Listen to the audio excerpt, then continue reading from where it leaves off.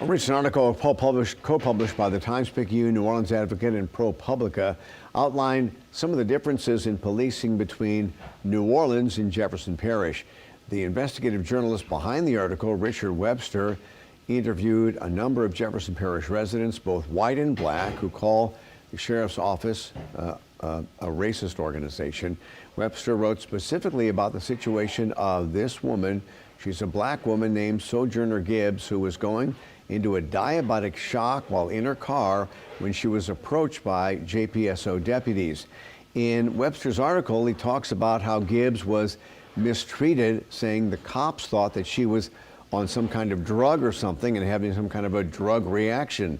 The ACLU is now calling for a federal investigation into the entire Jefferson Sheriff's Office. Alana Odoms is the executive director for the ACLU and joins us now.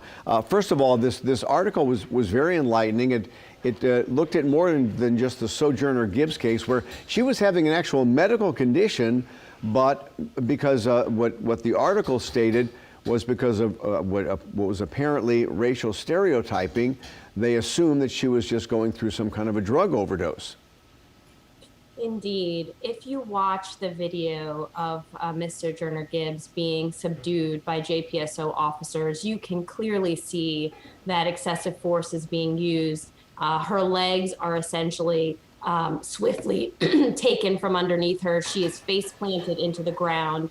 And this is a woman who is a mother who is experiencing a medical attack. And we really have to think about how we would want our mothers or our grandmothers treated if they were experiencing this kind of health condition. And this is shocking, but this is not just about Sojourner. This is about a pattern and practice of brutality, of unlawful killing and violence, excessive force that has been used against communities of color for decades. Now, in Sojourner's case, do you assume had it been a white woman going through a diabetic shock, it would have been a different outcome? I don't have to make any assumptions. What I am really looking at is longstanding data that looks basically between the years of 2013 and 2020, citing that African American people are 11.3 times as likely to be killed by police than a white person in Jefferson Parish.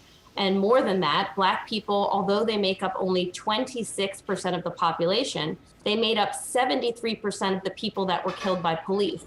So my personal opinion about what happened to Ms.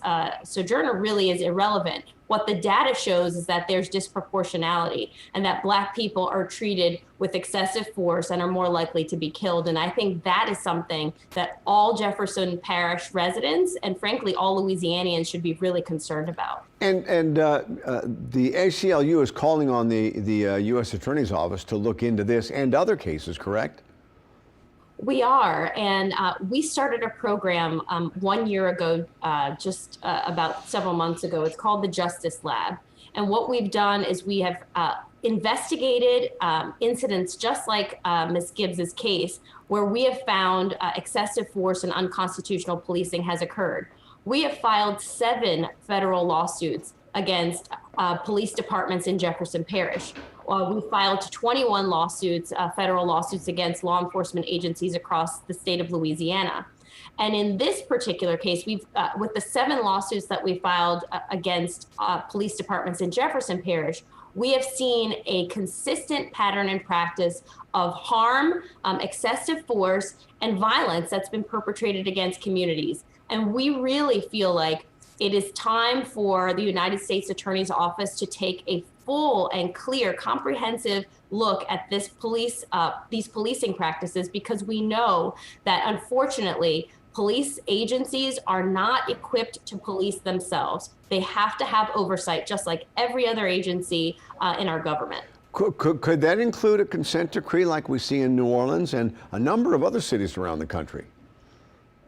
It's quite possible that it could. If in fact there is an investigation, a pattern or practice investigation, there could be a consent decree that would look at things like how Jefferson Parish Sheriff's Office deputies are trained. They could look at things like de-escalation practices, how people are dealt with when they are experiencing mental health crises or health crises.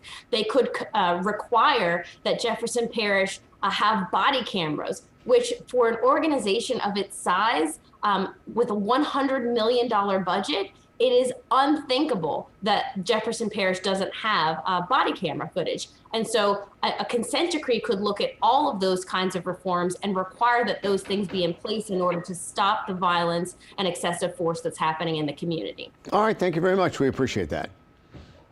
Thank you.